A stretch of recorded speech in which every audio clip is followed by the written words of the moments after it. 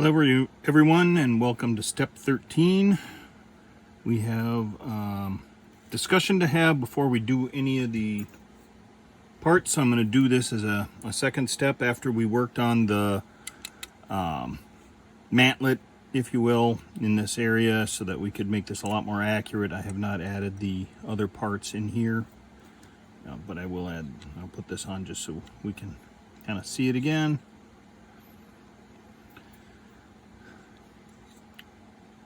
Adds a lot more to it.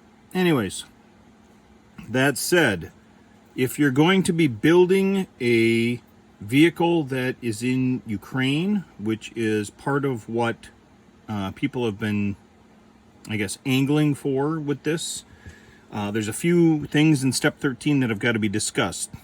First and foremost is this little box on the side, either electronics or IFF, or I'm not exactly sure what this box was for, but it's part F24.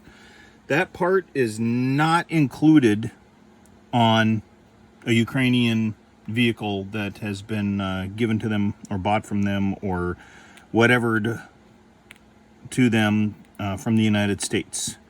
Second, part F3 is pretty weak, and it's hard to discern if that even exists on the Ukrainian vehicles or not. I haven't been able to confirm it one way or the other so far. But even if it was accurate to be there, it needs to be improved. And if you take a look at some pictures online, I'll try and get some, you'll see what I mean. Next, the Ukrainians are not using what in essence are the F parts here, F12. F12 is a part that has the combat identifier panel, I believe is what they're called, CIDs. I'm not 100% sure. But they're instead using the E21 panel with the bolt heads on it. Now here's the problem.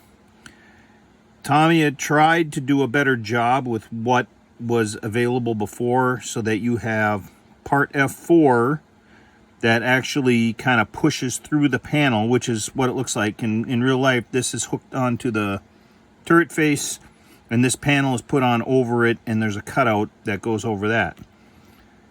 This setup doesn't work with the older part. This one right here had the hook that got put on the front face that wasn't correct.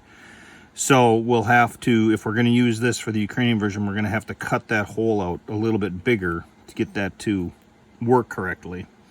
There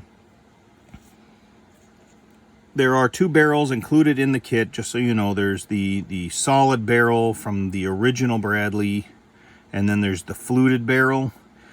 I would stick with the fluted barrel, and one of the big things is just the length of the actual barrel itself. The more modern one, the fluted one, is actually more correct.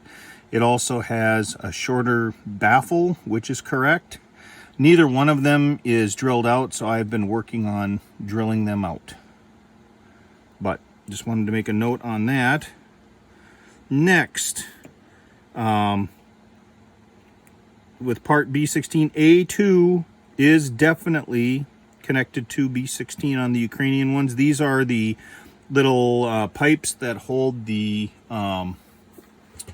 signal flags for holding signal flags.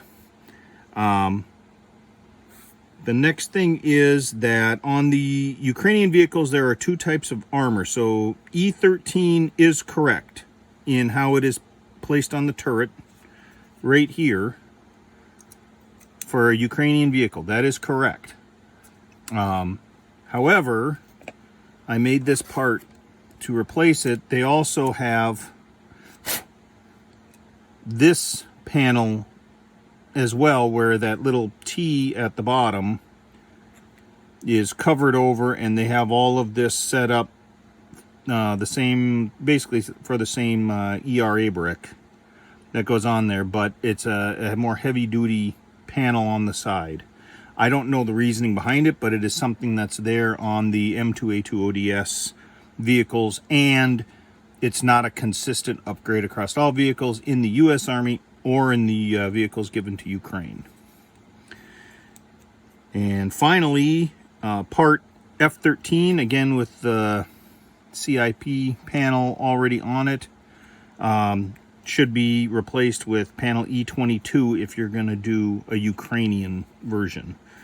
So, that said, I'm going to have to make a decision about which vehicle I want to do, and then we're going to have to go forward from there. So that'll be the next video. See you then. All right, quick addenda. I did go through and look at a lot more photos, and this antenna right here, this part F3, doesn't appear to be anything there at all for a Ukrainian vehicle, so this would be left out regardless.